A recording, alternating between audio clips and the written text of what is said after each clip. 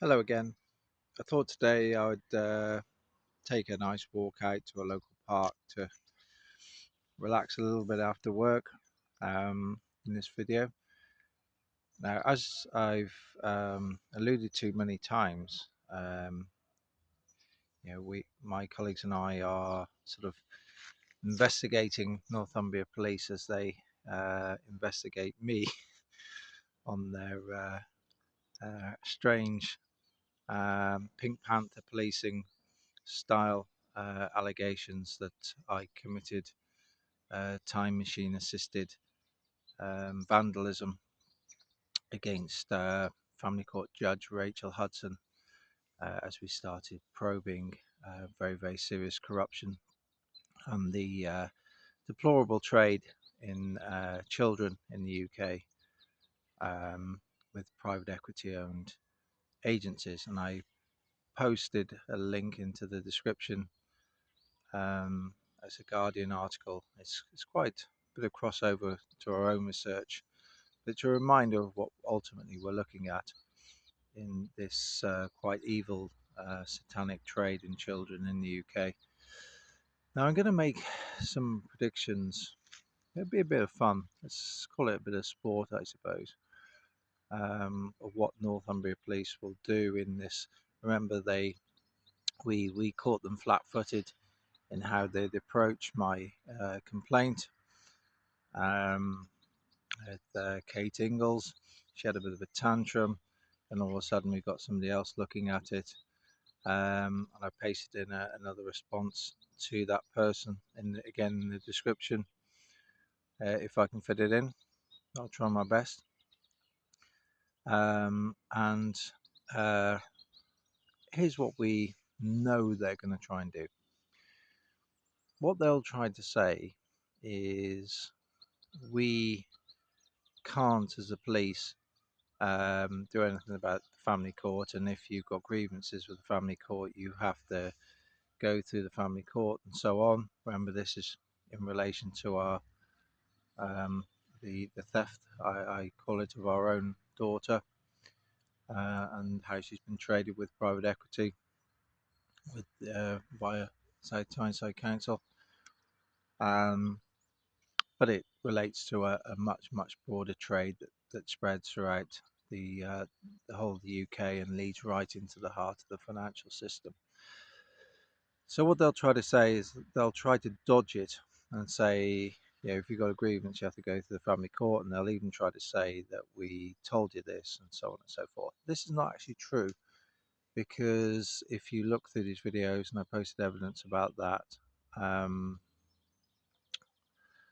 what actually happened is when I was questioned, they, in the time machine assisted vandalism theory that they ran with, we actually did complain to the family court and said, look, Rachel Hudson, we know that this is endemic throughout the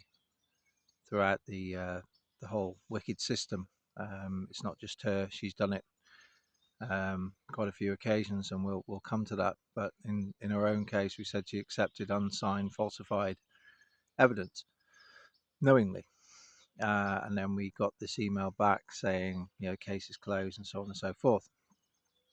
So, they knew that we got issues with Rachel Hudson, and they are directing us to something they know is a dead end, because this is a deeply corrupt system. And they then tried to say, because I received that email, I jumped in a time machine with some grievance and went back a few months in time and then vandalized her car. We've actually investigated this quite a bit, and we can't even find any complaints about this car. Um, and the whole thing is sort of collapsed. Now, if you imagine um, what they're trying to do, they're trying to effectively say. So, if you run with this, they say there's nothing we can do about the family court, because what we said to them is go to her just on our case alone and say essentially is what they're saying correct? Did you accept unsigned, falsified evidence, and um, what did you what did you do about it? And um, you know, she would have to go out and say, yes, I didn't see this signed statement, despite the fact of being submitted in saying that a signed copy um, would be produced shortly. So that alone would be enough for her to be referred back to the family court. So the police, from a moral perspective, would have to refer her to the family court and say, we believe there's a serious problem here because she's filed a complaint of harassment against people who have called her out for corruption. And they're morally obligated to do that. But what they're trying to do is hide behind rules and say that we can't get involved. But you've got a moral obligation, if you know that corruption has occurred, um, to refer it. We'd already been blocked off from that, and we'd already made complaints to them, and they know this. So they're trying to hide behind rules. That's worth thinking about, because if you think about it, this trend of hiding behind rules rather than morality is everywhere about us. Because let's look at the case of Henry Novak. Now, I don't want to use it to stir trouble like others have been accused of doing so. But so let's leave the two-tier policing aside. Personally, I think there is two-tier policing, but that's my opinion. But I'm not going to try to stoke up trouble with it. But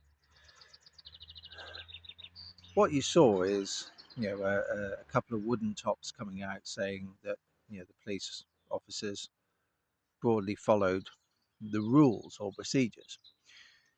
But let's go back to a situation. You've got a young person on the floor who's claiming to have been stabbed, and very tragically had been, and led to a terrible outcome.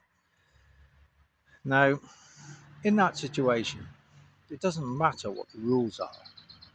What he was claiming is so profound and dangerous that you have to rule it out, even if you suspected that he was being disingenuous, which obviously he wasn't. You couldn't, as a human, take that risk without ruling it out. You'd have to look at him, inspect him, and because it's the risks are just too big if um, you go with your instinct, think that he may not be telling the truth, and ultimately you get it wrong. The outcome is just too terrible, which is what's happened. And that's where the whole, I've used this word in the past quite a few times, degenerate, how society and the institutions, I don't use this against the British people, I use it against the institutions and the people who govern us, are just degenerate. They believe that hiding behind rules is more important than humanity. And it's exactly this case which we believe Northumbria Police will try to do with this phony harassment investigation that they've been bumped into doing to save the blushes of Rachel Hudson. Um, and because we have a situation where essentially what they're saying is we can't do anything about judges. So if we reverse that back, and you think even Peter Mandelson and Andrew, let's use his, let's have a bit of fun and reality, and use his pre-anglicised names, this sort of clean-off operation that was done during World War One. So Andrew Battenberg, Sachs, Coburg, Gotha, even he has been arrested, and even Peter Mandelson as well, in terms of various misdemeanors and abuse of office and so on and so forth. And remember, I posted videos earlier about how it was known a long, long time ago that Ferguson and Battenberg, Sachs, Coburg, Gotha were abusing their positions. You know, the fake shake and the transaction of real estate in London, where Kazakh businessman Andrew was very active in that area in his official duties, um, official personal, and then he sells some London real estate which wasn't selling anywhere near the asking price. Nobody was interested. Then suddenly he sells it way above the asking price. So none of that was deemed to be abuse of office. But now with the Epstein files, they've had to relook at it. So even Mandelson and Andrew Battenberg, Sachs, Coburg, Gotha have been arrested, but they're saying the judge can't. So then we get to a situation where we're saying that judges who are unelected, unaccountable, can make profound decisions on people's lives, um, are above everything, above all of us. And that has become quite a scary proposition when you consider it. Um, but when you look at it also logically, if you want a child trafficking model where children are sort of processed through social services and the family court and turned into cash generative assets, um, then it's the perfect structure. It's absolutely the perfect structure, because the corruption gatekeeper, which is the family court judges, are effectively above the law. But is that really true? Because how can you adhere to ECHR, which we're still party to, where you have people who are operating on a false assumption that they are supreme to the law themselves? And I had the same argument with the FCA with this. I said, we drilled down, and we said, look, this regulator prosecutor model is pregnant with conflicts of interest, and you've taken evidence away from John, you've taken the servers, taken his computers and so on, just like what they did. They took our devices as well, and then you're pumping questions to him in cautioned interviews, and yet he hasn't got the same access to the information as you, and yet you as a regulator have profoundly failed, but you're also acting as a prosecutor. So how can we be sure that you are going to be able to reconcile that conflict of interest, and uh, your desire to show that you haven't failed as a regulator isn't going to influence how you structure this case? And we were never able to get satisfactory answers to that. And that's when the FCA started to provide, to indulge, I guess you'd say, in some witness intimidation, so on and so forth. And that's, as we drilled into these two corrupt angles, morphed into coordinated coercion, which also includes Northumbria Police. And, you know, it, again, there was this false assumption that the FCA somehow can operate outside of the normal legal frameworks. And they were challenged on trying to said to them, how can you do this? I don't believe you're able to do this. I don't believe that these conflicts of interest and the way you're behaving would be consistent with a fair trial. It was met with threats and you're not cooperating and so on and so forth.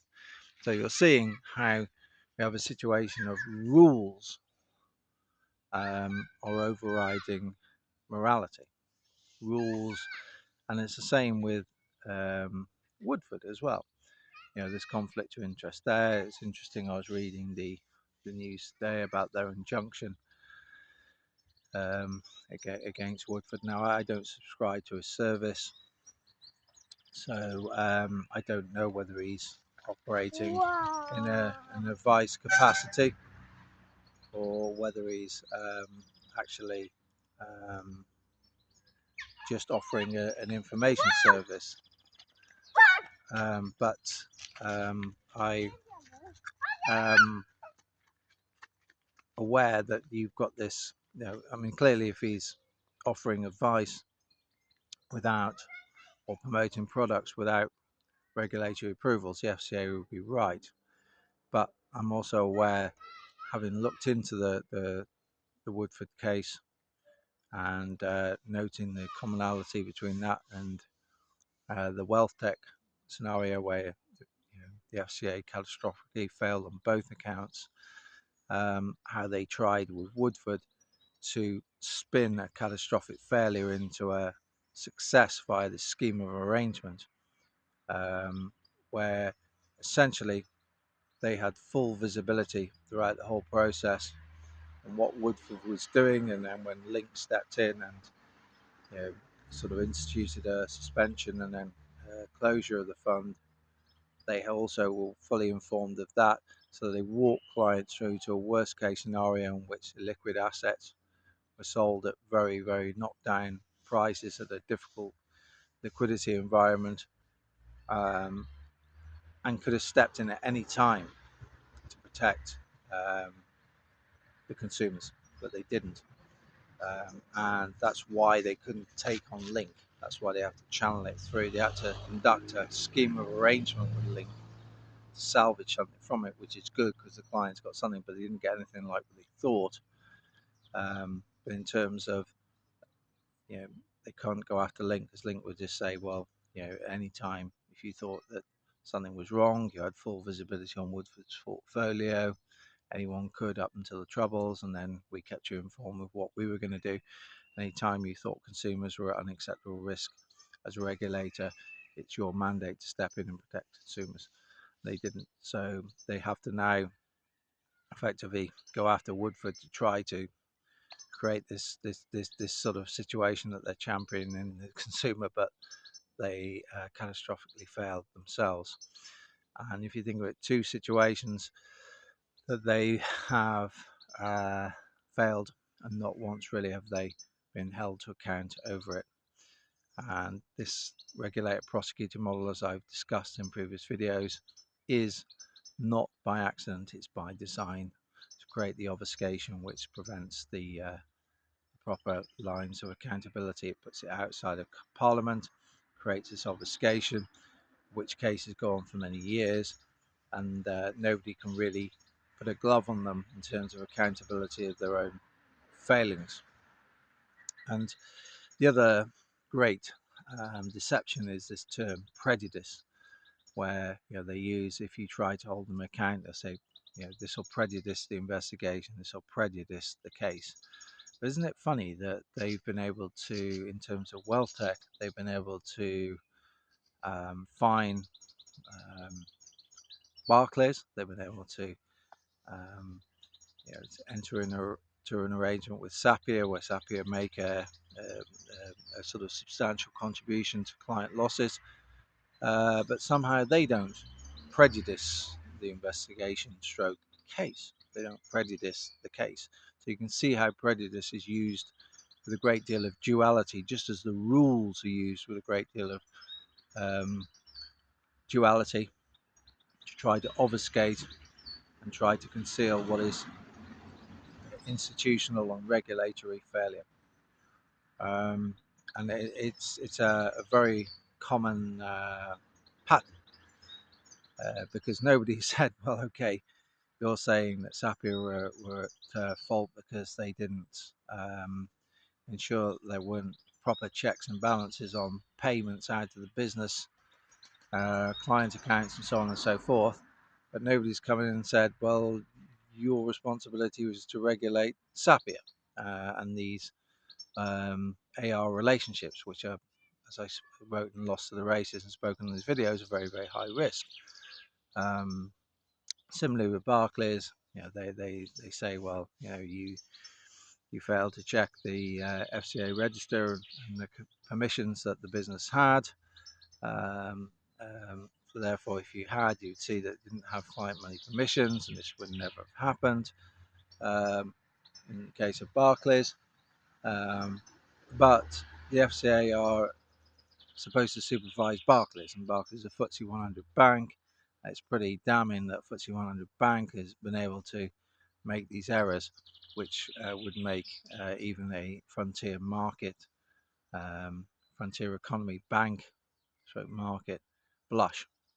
So it's all a big con, and we're living in a world where people hide behind rules to prevent accountability and to almost make morality irrelevant. Because if you look at the FCA, all that was asked of them from myself was, you've made terrible mistakes here. I don't think you set out to do any harm, but you've made terrible mistakes. You must face up to those mistakes and apologize for those mistakes and try to help the people who have been impacted by those mistakes. Exactly what they would ask the a business that they regulate to do had they made mistakes that impacted clients. But they use these barriers, the rules say this, the rules say that, prejudice says this and prejudice says that. And all these things are done for a reason. And we're in a situation where democracy, accountability has been subverted by rules and regulations to hide what are terrible failures and what are terrible trades, such as this wicked trade in children for profit with private equity, which is leading to children to be emotionally sterilized and formed into financial assets to be traded and to generate long-term cash flows, which in essence are merely just transfer of money from the taxpayer, and I call the taxpayer the private sector wealth generating taxpayer, because the public sector taxpayers are really just a recirculation of money. It's not new money, it's not wealth created. So it's an enormous transfer of wealth from the third estate into the hands of private pockets. And it's quite a scandal. And I think this will be, we're going to open this up. We're going to show the judges, we're going to show the ecosystem. And we do sadly believe this will be one of the biggest scandals of modern times. Um, and people know about this. Politicians know about it. Local authorities know about it. Family court know about it. And it's a wicked trade. It's right into the heart of the financial system. And likewise, in the financial terms of regulation, you can see how the system is rigged to protect a regulator that sits out of Parliament. It's not inside the Treasury. No direct lines of accountability. It's this built-in obfuscation to avoid any forms of accountability. Right, hopefully that's given you plenty to think about. I do look forward to when Northumbria Police come back to us. We're fully loaded with evidence. Um, and fundamentally, we structured this in a way, and it's the same with the FCA actually. If they come after me or us, they'll never know who us are. It doesn't work like that. They will have to destroy me, they will have to destroy themselves. Everything has been structured very carefully to do that. So let's see if they'll destroy themselves in trying to destroy me. Take care.